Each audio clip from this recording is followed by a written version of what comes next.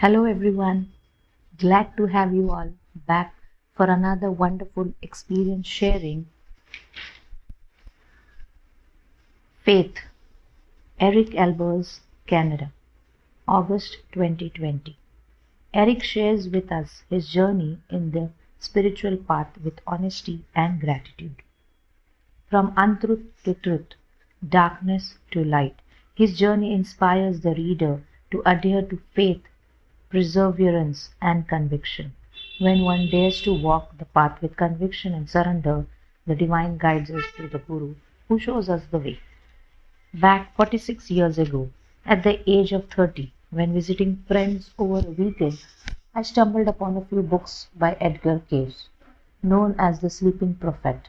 Being raised in an Orthodox Dutch Protestant family, these books were my first exposure to the serious possibility of reincarnation and the associated law of karma.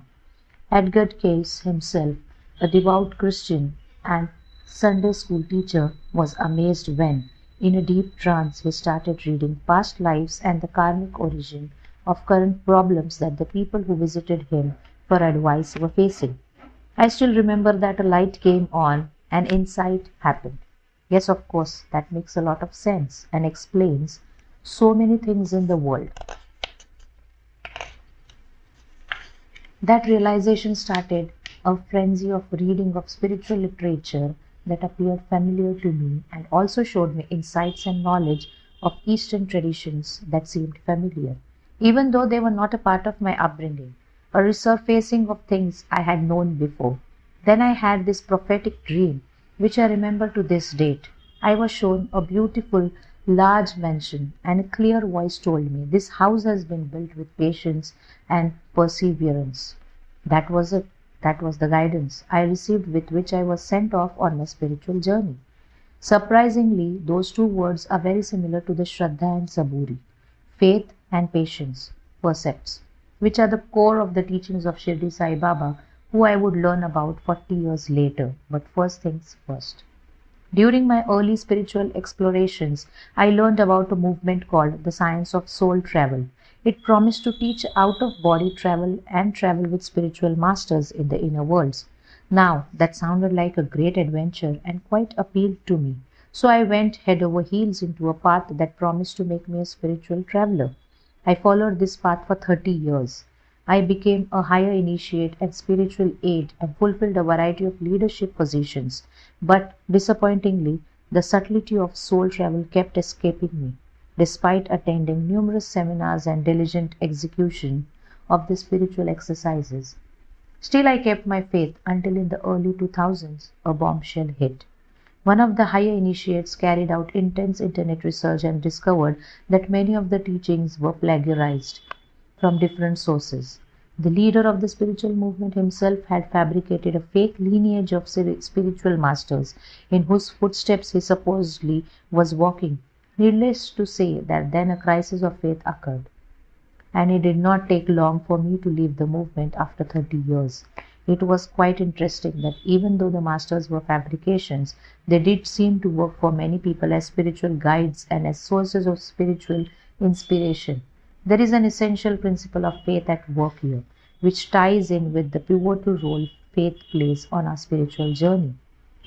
Being disappointed with fake masters, I reread and became fascinated by Yogananda's Autobiography of a Yogi, a spiritual classic about Kriya Yoga, the spiritual roots of which appear genuine and very deep, which led me to start following the Kriya Yoga path.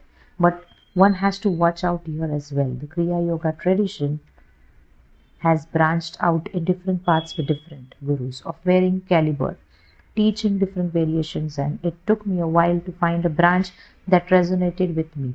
But soon after, the master of that path decided to stop traveling and remain in India, which made personal contact more difficult and thereby made my journey more isolated and sadhana centered. Is it necessary to have a personal connection in the flesh with one's guru? Probably not. But one may consider it a huge blessing if the opportunity presents itself, and such personal meetings help to kindle the flame of devotion. With all this study and pursuit, I developed a problem: too much head knowledge. I realized that while practicing Kriya Yoga, I was drawn to the Raj Yoga and Jnana Yoga paths but lacked in service, Karma Yoga and devotion Bhakti Yoga. So I started looking for a spiritual connection that could fill those gaps. A beautiful female Indian saint known as the Hugging Saint yearly visited North America, and I felt drawn to the love and compassion she taught and radiated. I followed the guidance of this inspiring saint for several years.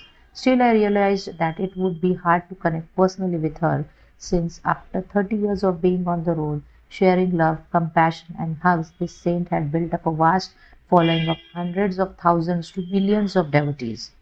Many thousands of people attended meetings at a time, and it would be tough to obtain access to her, let alone build a personal relationship. I kept reading and studying, and then something significant happened. Sai came into my life. Shirdi Sai Baba, 1838 to 1918, intrigued me from the outset. Here was a real incarnation of divinity, a presence so profound, a knowledge so deep, love and compassion so strong, abounding miracles and transformation, universal, non denominational spirituality, and a life dedicated to the service of the Almighty. What more could one be looking for? All boxes checked, except Sai was no longer in the flesh, having taken Mahasamadhi over 100 years ago. However, more reading about the life and miracles of Shirdi Sai Baba followed. Soon I ended up reading about Satya Sai Baba. According to his revelation, a more recent reincarnation of Shirdi Sai Baba, but also and more recently departed. While reading the special issue of Awakening Times about Satya Sai Baba, 1926 to 2011, I came across an article written by Mohanji. He explained his first contact and mystical relationship with Satya Sai Baba, which had occurred after a tough and challenging period in his personal life. Reading the blogs of Mohanji about his spiritual connection with Sai Babas, Mahavatar Babaji, Nadananda, and disciples of Nityananda made it clear to me that Mohanji was recognized and supported by illustrious saints of the highest stature as a very advanced spiritual master with an important mission. Plus, he was in the body and actively traveling and teaching. This was good enough for me. Here was my chance to connect with the Sadguru in the early stage of his spiritual mission, which would allow me to be of service and have an opportunity for personal contact. Plus, Mohanji also was a Kriya master in the Mahavatar Babaji tradition. Another box checked. I quickly contacted Mohanji to request whether he would approve and bless me to start a weekly meditation class of his meditations in my home. The answer I received was that he had already received my request through consciousness and had approved it with his blessings. I was on my way. It took a year and a half to meet Mohanji in person. While standing in line to greet him, I saw him glance briefly at me with a sign of recognition. And when a little later I was formally introduced to him, he said, "Eric and I have a very deep relationship." That was surprising and not surprising to me. Surprising because this deep connection was something I had not been aware of. I thought I had searched Mohanji out. And not surprising because being allowed a close personal relationship with a Sadguru is a privilege built up over lifetimes. How can it then be a surprise to hear that a deep connection exists? For me, the propelling force on the journey from Edgar Cayce to Mohanji over 40 years, following different teachers with ups and downs, was faith and the dream vision that this house has been built with patience and perseverance. However, while fellow travelers over the years were able to share beautiful inner experiences, the path I traveled was one of insight, patience, and perseverance. No fancy soul travel with elevated masters, no inner plane cinematography.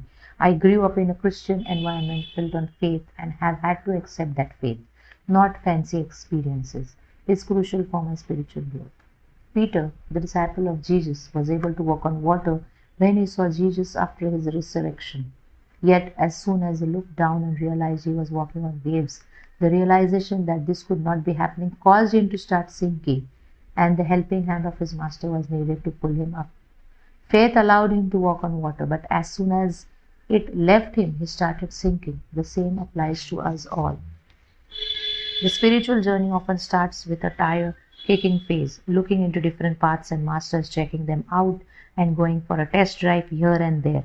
Yet once this phase is complete and we settle down and start following a particular master, we better stop looking for the higher, better, more significant or more glamorous and famous master, and begin building a relationship with our chosen master based on faith. During the trying out phase, due to the absence of faith, it is impossible to develop a strong relationship with any master. However, once a connection is made with a particular master and the seeker starts placing his or her faith in the master, a subtle energetic connection starts forming in the subtle realms. This connection begins tentatively but becomes stronger over time as the seeker and now disciple starts to place more and more trust in his guru and allows the guru to flow guidance, protection and blessings through this energy conduit. The energetic distance between the disciple and master shortens as the connection between the master and the disciple strengthens. Then, an important change starts to happen as the disciple's energies and the master's begin to overlap and merge. In this stage, the disciple starts to act increasingly as a channel for the master to work through. Finally, a complete merger of energies occurs as the disciple becomes self realized, as the ego boundaries dissolve. The fundamental principle is that the entire progress is dependent on the faith the disciple places in the master. It is faith that keeps the channel open. It is faith that draws the connection closer, and it is increasing faith that allows it to expand. Without faith, no progress is possible. And then there is the role of doubt.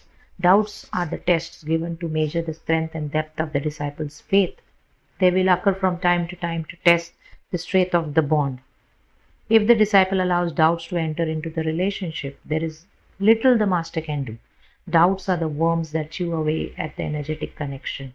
Once established, they will gnaw holes through which the connective energy starts leaking away, and the energetic connection weakens. Once the first doubt has done its work, a second one finds it easier to enter, and over time, holes open up in the energy channel. Then the channel loses its ability to maintain an energetic connection between disciple and master. Therefore, the disciple needs to be vigilant and robust because doubts may enter innocuously. It may be a remark from a family, relative, or friend, a passage in an article, a whispered rumor, or slander that gives credibility, etc. All serve to test the mettle of the devotee. Is there sufficient faith to allow for a closer connection? This testing happens all the time. Once doubts are permitted to enter and are entertained by the mind, the relationship becomes broken sooner or later. The disciple loses a God given opportunity for self realization in that lifetime. It may take many lifetimes to receive another chance to connect with the Sadguru, and every time the test will reoccur.